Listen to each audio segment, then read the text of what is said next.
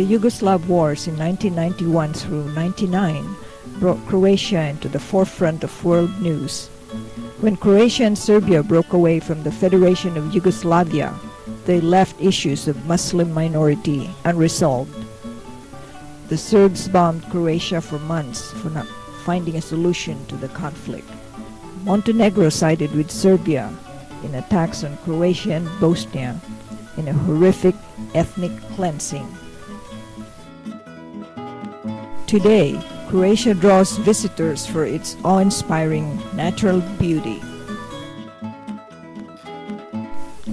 In this trip, we're visiting 4 countries, starting south in Albania, up to Montenegro, Croatia, and Slovenia. Greece is to the south, Italy to the west, Austria and Hungary to the north. Now in post-communist time, we see the face of these 4 new republics, slowly rebuilding a nation and changing the look from the dull gray infrastructure to vibrant peach, echoing my color theme for the trip.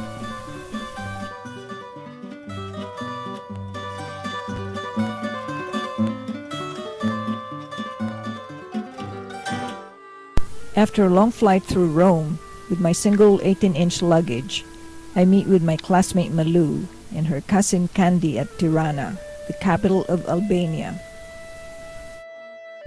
Our hotel is nestled in a forested area with a misty picture window of peach-colored houses. The stone building and the big fireplace give it a cozy country ambiance. On our walk to town, we see a woman selling kitchen linens, wearing her white local attire. This colorful building, once the Ministry of Defense, is now the Ministry of Economy.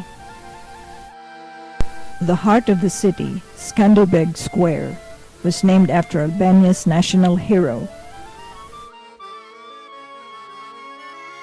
In 1945, the communists took over the churches and mosques like this, and Albania became the only atheist country. Bay Mosque escaped destruction of its impressive murals. It reopened in 1991, serving as a symbol of the rebirth of religious freedom in Albania. Today, it's still used by locals. This Soviet-built palace of culture now gave the Turanians an opera house. It's now showing Orpheus and Eurydice. A block away is the National History Museum with a stirring mosaic of proud Albanians marching through history. These college students are from Kosovo, a city disliked for its corruption, except for the western part. These are the faces of young Albanians. And these are the faces of old Albanians relaxing on a park. 40% of the population are farmers, with 1,000 Albanians farming in Greece and Italy. The city promenade lined with poplars has 2 functions. 1, to give free space. 2, to revive history by showing the Tirana fortress on the right side. We find a restaurant called Era that specializes in Albanian food. The orange one is called Furjes, the national dish of pepper, tomato, and cheese, as a dip for bread. And there's chicken liver with pine nuts and pilaf, and Kosovo suksak sausage made of veal. Important to Albanian identity is Mother Teresa, who grew up in Albania as Agnes Boyaju. She was awarded a Nobel Prize for Peace for serving the poorest of the poor.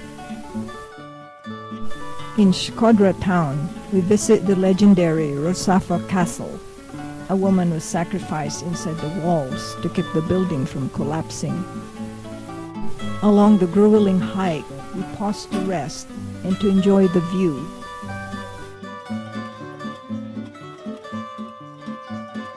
It was an Illyrian stronghold until the Romans captured it in 167 BC. Albanians live in a 4 or 5-story flat because of extended families. A problem is the prevalence of bunkers built by the dictator Enver Hoxha for protection against invasion that never happened. They are indestructible, so now they're being used in 101 creative ways.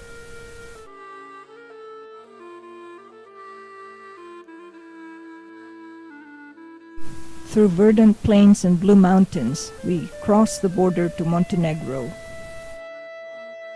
It remained isolated by its inhospitable terrain, nestled between towering peaks and the sparkling blue Adriatic Sea. We followed the Moracha River, green because it washes away the limestone. It winds through breathtaking canyons, some 1,200 feet deep. We stop at the Moracha Monastery. We cross the threshold into the 13th century, into a bucolic cemetery. The bell tower was built with Araska architecture by the Serbs, with specific dimensions. Inside there's religious art. They use both Cyrillic and Latin languages. Outside is a collection of colorful beehives. They're ubiquitous in Montenegro. While the bees work busily in their hives, this kitty lies quietly under the bells. Here, kitty kitty. Montenegro has 5 national parks. King Nicola loved nature and built a park around palaces. We are on the way to Durmitor Park. At elevation below 2,700 feet is the beech forest, where visitors like to camp. Among the campers is this group of teenagers. One can enjoy a boat ride on Scum Lake or trout fishing, or collect mushrooms, which are important in the diet. Rivers flow under the park in deep gorges.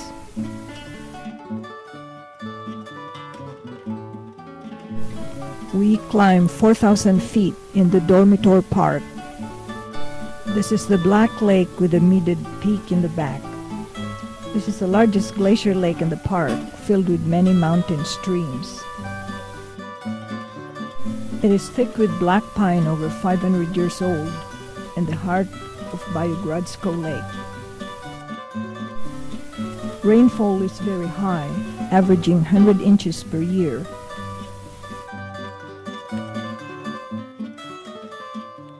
This is Đurđevica Tara Bridge. A lot of historical movies using the best actors were made about it.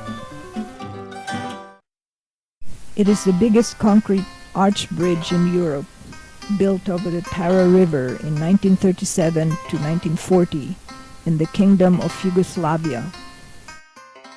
We stopped for lunch at Zebjak, a national restaurant.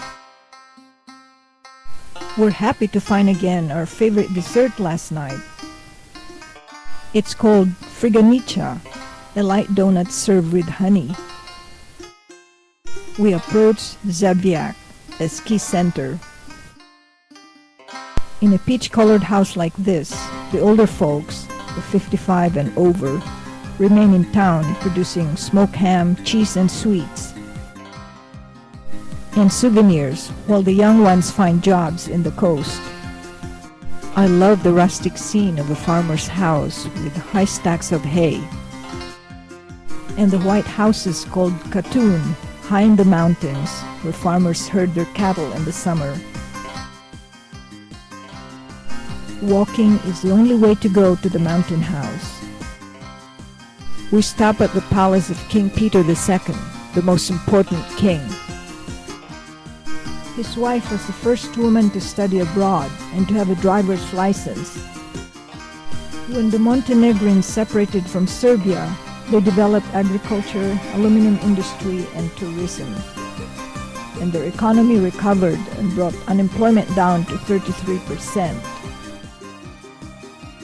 After several switchback turns, we descended into the Budva Riviera, once the haunt of the rich and famous. It's now a favorite holiday spot for Serbs. We arrive at Kotor, in the beautiful Bay of Kotor, which occupies a third of the 182 miles of Montenegro's coastline. The religion here is mostly Orthodox. The impressive fortifications start at the waterfront. You can climb the steep cliff to finish the loop. The 65-foot high walls enabled the town to survive many attacks, including the 2-month siege by the Ottomans in 1657. We enter the fortified old town and hungrily navigate the maze for a place to eat. The good-looking waiters entice us with Italian specialties. We eat facing the cathedral where St. Tryphon's remains are buried. The town was once ruled by Venice, then by the Habsburg Empire. But in 1944, it was Marshal Tito's partisan army that liberated the town from the Nazis. Through the mist, we drive on and see the seafood industry along the bay. The white traps are for oysters. The red ones are for mussels. Water here is unpolluted because there are no heavy industries, the plants are healthy, and it's safe to drink tap water. Not long ago, the country was 95% rural.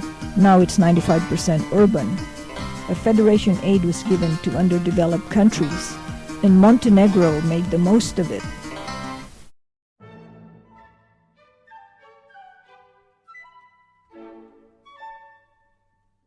In Croatia, we follow the Adriatic coast from Dubrovnik to Opatija, going inland only to see the lakes. At dusk, we arrive at the spectacular walled city of Dubrovnik, the capital of Croatia in southern Dalmatia, while Zagreb is the capital in the north. How exciting! The Lacrima Hotel in Dubrovnik gives me a peachy welcome of roses and a backyard view of beach houses. Along the Adriatic, you see more peach-roofed houses in a forest setting.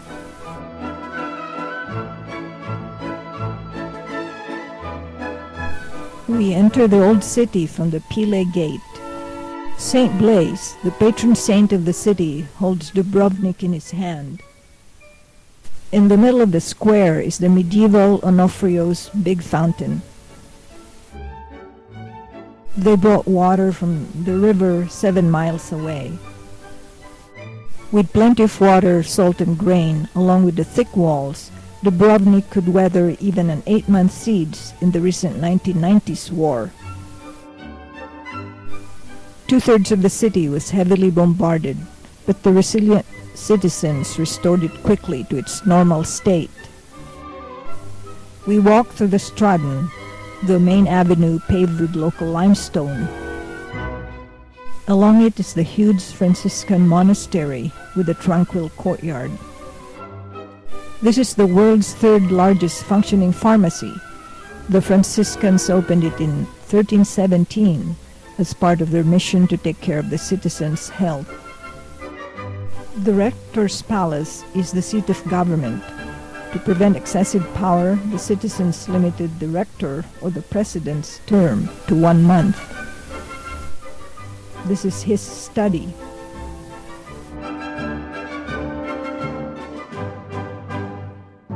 During festivals, they perform concerts in this internal courtyard. The Baroque facade of St. Blaise Church has a gilded statue of its patron saint in the altar. How about a view from the rooftop? Here's the way. Wow, what a great vantage point of the walls and of the peach-colored roofs of various patterns. an aerial view of St. Onofrio's fountain and of the Stradun, the Dominican monastery, built in 1513, played a role in the cultural activities of the city. At St. John's Port, built by Venetians, goods arrived and were sent to every port in the Mediterranean. Maritime trade with rich merchants and ship owners was the main income. Quaint alleys lead to a cafe. Let's sample the ice cream. The Dolce Vita pancake with ice cream looks utterly enticing. Some lovely paintings from a local artist. Souvenirs? This pretty red coral on the right are now of limited supply from 2 small Dalmatian islands. In Croatia, do as Croatians do. Like the noble women, let's get dressed to see and be seen. Here's a large cruise ship in town. In the posh yachting scene, you'll see the creme de la creme like Bill Gates, Richard Gere, or Jennifer Aniston gliding between the Croatian islands. The conflict between Muslim Serbs and Catholic Croats goes on. The Serbs delete the Croatian signs with white paint. Inland is the breadbasket of Croatia, the Pannonian Plain. It's watered by 2 rivers. We stop at Bačinska jezera to absorb the quiet beauty of the jezera, which means lake. Along the Adriatic, we comb the seaside towns, each with the ever-present church steeple. We stop at Makarska, a picturesque town and port. This prime real estate in the Adriatic changed hands many times, from Venetian to Bosnian, then Turkish in 1499, making it flourish with salt trade. Looming over the town is the imposing Bukovo mountain. This craggy cliff is a paradise for walkers, climbers, and hikers. But what do we come here for? To see and be seen. The building harmonizes with our beach ensemble. In fact, the whole town blends in. I'm heeding our guide's advice to the letter, to wear your hat and sunglasses, sip a cup of coffee, to see and be seen.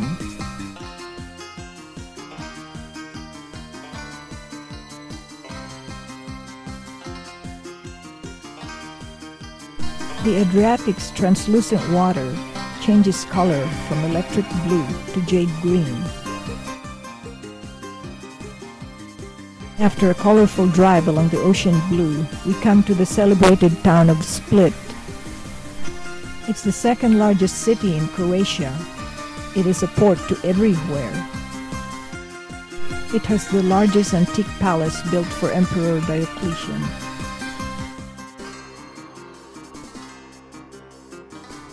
Today they're celebrating the 39th Flower Festival on May 7th, the day the patron saint was killed by Diocletian.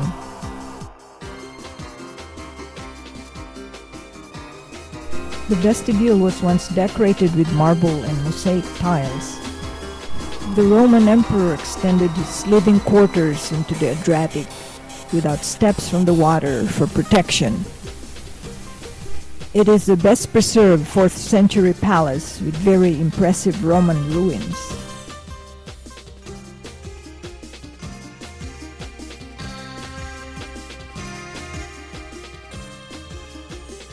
They have the most beautiful women who live to see and be seen. To look well and eat well is important. Shifting his attitude towards minorities, he made Christianity one of the official religions. After 20 years, Diocletian became the first emperor to resign his office. His mausoleum was entombed in the bell tower. In the basement, the acoustics are excellent. The shape of the ceiling causes the voice to be magnified. as demonstrated when the cantor sings and the choir echoes the song. Squatters built homes inside the palace. Some 1,400 lived here and hung their underwear. But vestiges of the Roman architecture remain. The South Promenade is lined with massive palm trees and many cafes. These orange ones are the Pacific coral, more abundant than the red. On the road again, we see the townspeople's favorite color, peach, even in their heavy equipment. Or in the home with a garden rototiller. 12 miles from Split is the island of Trogir, connected to the mainland with a bridge. It has expensive restaurants and enormous yachts of the rich and famous. On the far right of the seaside promenade is the Camerlengo, the seat of the Venetian governor. The centerpiece of the town is the Cathedral of St. Lawrence, built in the 13th to 17th centuries. The town was protected by the Byzantine fleet in medieval times. What's the favorite sport here? Strolling aimlessly by the waterfront, or in the town square licking ice cream, or into the shops.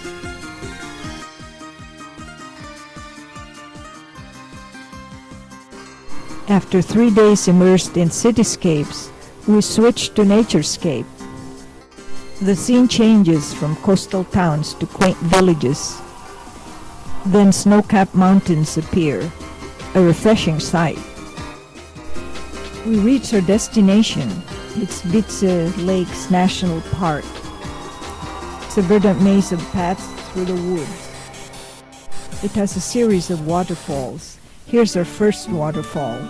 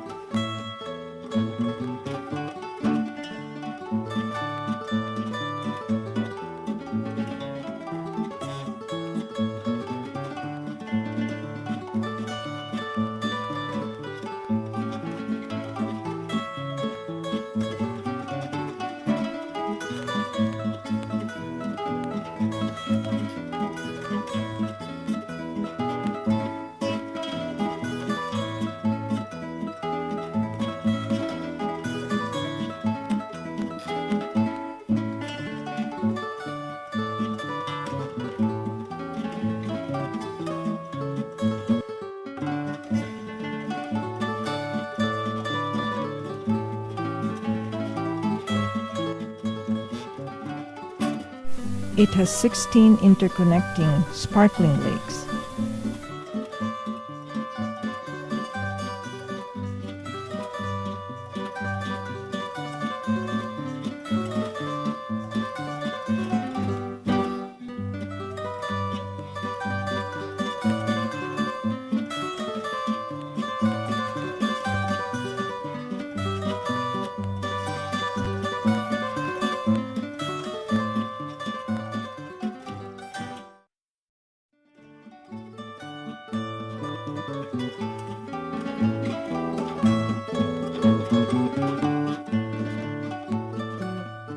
Tonight, we dine out to sample the local cuisine.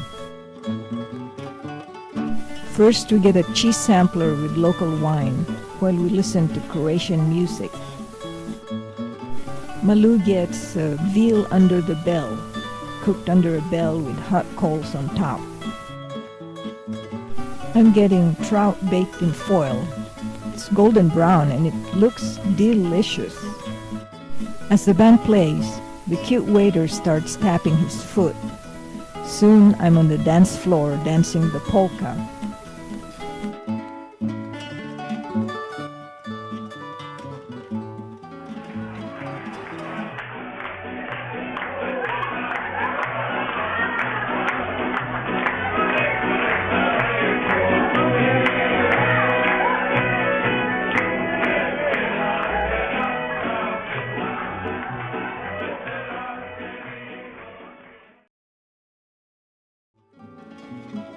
We leave the inland parks to go back to the coast. Opatija is a swanky resort where the wealthy from Scandinavia and Russia come to find cure for lung disease. Austrian Emperor Franz Josef and Empress Maria Anna came here.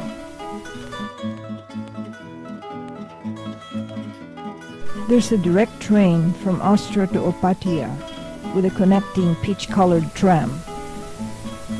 Its former Austro-Hungarian architecture gave way to Italian after Austria lost.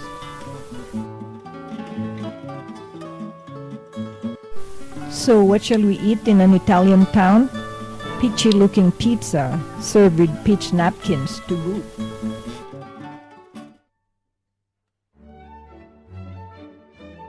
Soon we're in Slovenia, at the Postojna caves. We enter to see the deposits of slow-moving rivers 2 million years ago. Stalactites and stalagmites take the color of the rock as the water seeps. The red deposit is from iron.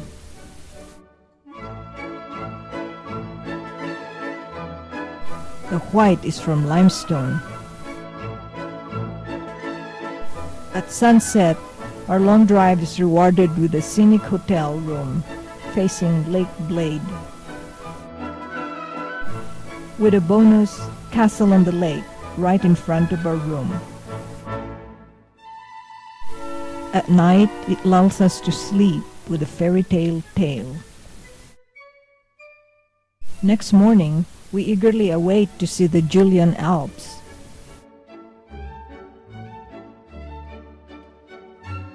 We visit the cliff-hanging castle that we see from our hotel.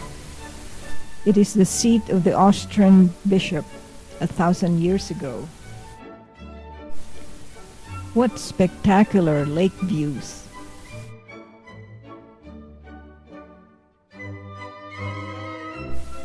By the lake, we run into school kids on an outing. This little island is a favorite because of its quaint church. A flat-bottomed boat called Plitna drops you off to the foot of the stairs.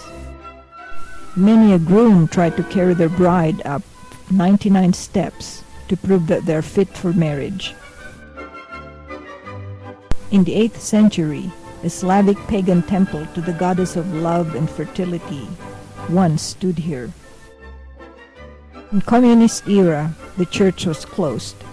Today, tourists climb up to ring the bell 3 times to get what they wish for.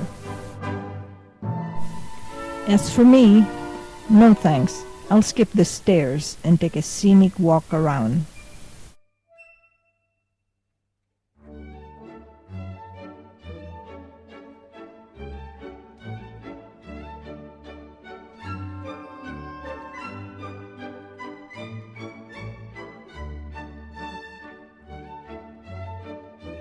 We take a back-to-nature walk to quieter Lake Bohin.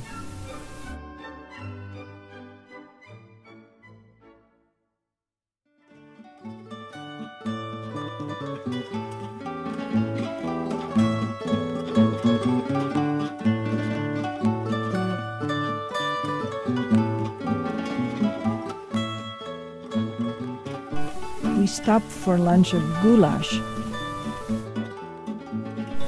Here's a goat-like animal, chamois, from the Alpine mountains, thought to be extinct, but it reappeared.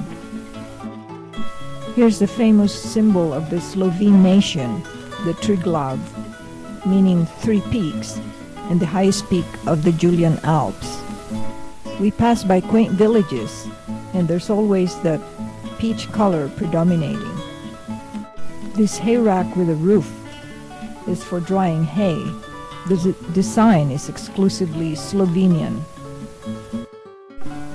Radovljica. Of interest in this town is the beekeeping museum. A Slovenian farmer was the first teacher of modern beekeeping in Habsburg Vienna.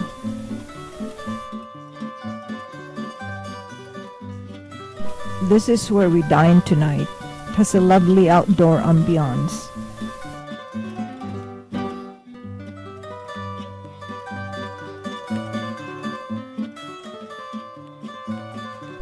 Indoors, we're ushered to the basement cellar for local wine and appetizers.